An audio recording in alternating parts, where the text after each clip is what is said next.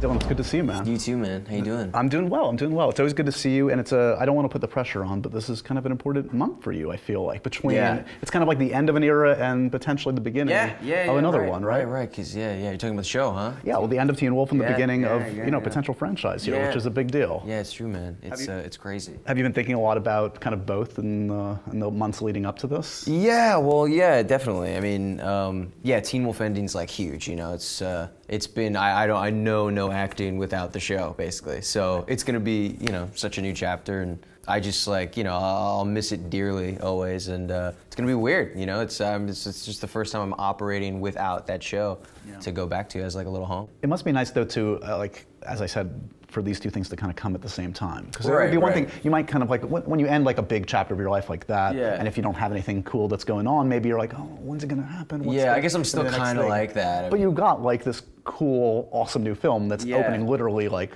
a couple weeks before the show, so that's where you can focus your energies on, I would think. Yeah, I guess, it's just, it's just a new chapter, I guess. I still have a slight mode of panic, of what's going to be next or what the future holds for me, I guess. But it's exciting too. I mean, ultimately, it's bittersweet, the show ending, and it's going to be a new chapter, just going to be moving on and see what happens. Well, let's talk a little bit about the opportunity of something like American Assassin, which is, very, very few actors, period, get a chance to kind of do what you're getting to do in this, which is like be the guy, like the action hero guy, like potentially like, if this all works out, attempt to be the guy. Well, even an attempt, man. I mean, look, it's hard to get onto that level. And the fact that you guys you nail it on this one, you're working with some of the top actors out there. I mean, toe to toe with Michael Keaton. Amazing. Yeah, the clothes. Yeah, seriously. So, I mean, was this kind of a bucket list thing? Was this something that you thought you would one day get an opportunity to do something like this? I think. Yeah, I know. I think I have always been interested in it. Somebody said to me, like recently, somebody brought up like a quote to me or something that I said, like 5 years ago or something, that I like wanted to do action movies or something like that. I didn't even, I don't remember saying it, but they just like brought that quote to my attention. That cracked me up because I just had no idea that I said that. So I guess I did want to. There you go. But yeah, for me, for this was just, I was really taken with this at first, and just with this guy's story and what happens to him and how it changes him. I just think, I felt it was really compelling and believable and really strong and emotional and something I connected with right away. Was this something, so this is a series of books, very successful books, we should say, and were you aware that because I guess they've been developing this for a while, considering which way to go, and in the end they decided to obviously go to not the first book, but the book that kind of was the origin story, and to cast younger. Was this something that like you were kind of tracking and your folks knew about and you kind of went after actively, or what? No, I know that when I first heard about the project, I knew that they weren't sure what age they wanted to do yet. I think that was even still up in the air when I got cast. I was really interested in it, and as soon as I read it, I was definitely taken with it, like I said, and I Skyped with the director, and we had a great talk about it. Felt like we were really on the same page of just like what we kind of felt was important, and so yeah, I don't know. I think then they kind of had little powwows and discussions, and ultimately decided to do it younger. But no, I mean, it's been all through the development stages and stuff. Like it's been around for 10 years trying to get this going. So no, I mean, I really just hopped on at the end. So you mentioned like getting on the same page as the director. So what was your first like initial kind of like take on, or what you said to him that like you were excited about?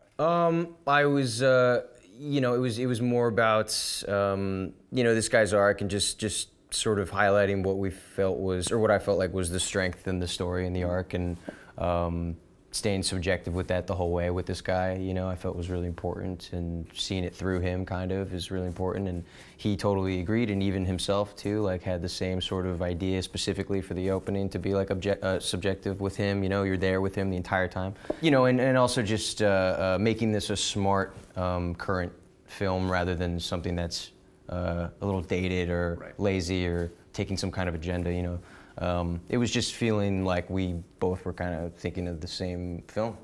Yeah, you were saying that that opening, like if you watch the opening of the film, like you are just thrust into like the most horrific situation possible for a human being. Yeah. And you know now you know it starts so cute and then it just totally slaps you in the face. Totally. And you know how brutal a film it's going to be, and this really doesn't pull any punches, this movie. It's a hard R. Yeah, absolutely. Like, to say the least, right?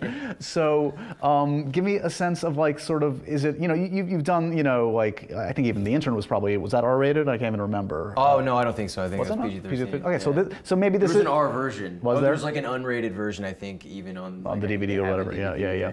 But this one, from the beginning, you knew you were going to go all the way. Yeah. So is there something kind of like refreshing, and maybe that's the wrong word, but like knowing you can kind of go for broke and like this is not going to... Yeah, definitely. It's not being strapped down by any kind of expectation to remain for a certain audience, I guess.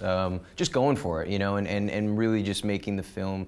It excited me because you ultimately get to make the film you want to make instead of trying to, adhere to these certain standards that you're getting pressure from your studio or something, things like that, or to a certain audience. I just think it was great that from the beginning this was set out to not pull any punches, and I think everyone was pretty comfortable and knew from the beginning that it was not going to be a PG-13. Totally. To say the least. Can we talk a little bit about where you were in your life when this one came around? Because unless I have the timeline down, this came at a pretty important part of your life, meaning like about a year and a half ago, Maze Runner set, this, everybody knows about this for those that don't. There was an accident, a pretty serious accident. Yes. So, I mean, can you first, I haven't heard you honestly talk that much extensively, and if you don't feel comfortable with it, it's of course up to you, but like, I'm just curious, like, what went down that day, and what do you remember of that incident, and how has it sort of like colored your life to this day? Well, it was, that was, I was in a really tough place when this movie came around. I had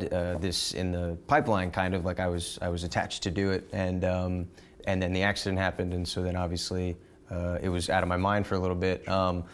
But they, I have to give them a lot of credit too, because they stuck with me, man. They didn't jump ship. They didn't go look for another actor. They pushed the movie and wanted to stick with me, and wanted to know if I still wanted to stick with the film. And at the time, it was really difficult for me. I was struggling with a lot of stuff, and I was not confident in my ability to just leap right back onto a set.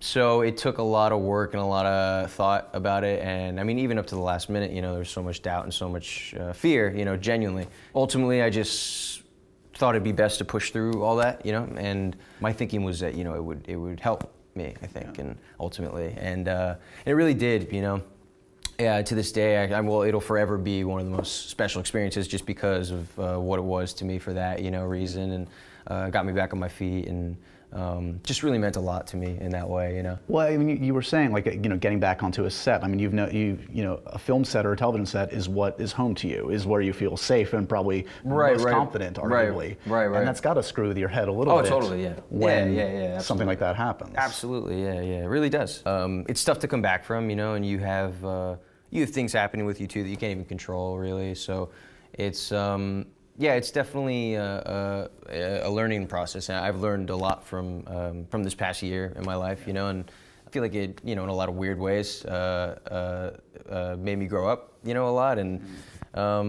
at the same time, at this point, I think I was really angry for a long time. I think at this point, I'm really just at peace with it and really happy that I'm just okay, ultimately, like that's just sort of now what I focus on and appreciate and grateful for. Was the anger just towards everything and anyone around you? Was it just sort of? Oh yeah, like blaming yourself, blaming someone else, blaming everybody. Totally, yeah. That's all natural. That's. I would think. Yeah. It's always good to catch up with you, man. Congratulations on everything. Thanks, man. That was awesome. Thanks for your time.